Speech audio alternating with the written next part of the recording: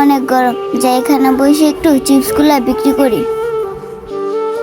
সকাল থেকে এখন পর্যন্ত একটা চিপসও বিক্রি করতে পারলাম না রে। আল্লাহ, এতগুলো টাকা!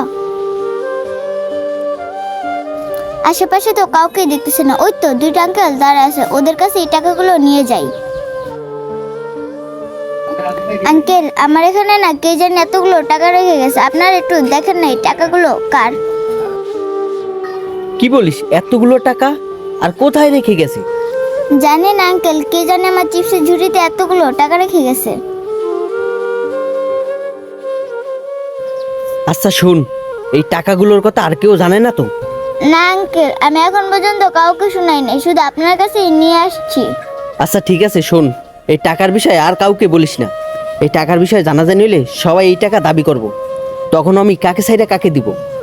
আচ্ছা ঠিক আছে আঙ্কেল, আমি এই টাকার কথা কাউকে বলবো না। আপনার এই টাকাগুলো যার টাকা তাকেই ফিরিয়ে দিয়েন। আচ্ছা তুই তাহলে যা চিপস বিক্রি কর, আর আমি যার টাকা তাকে ফিরিয়ে দিয়ে এসতেছি।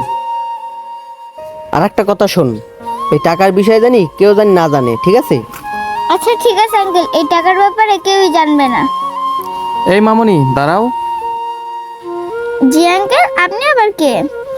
আচ্ছা, আমি কি সেটা তোমাকে পরে বলতেছি।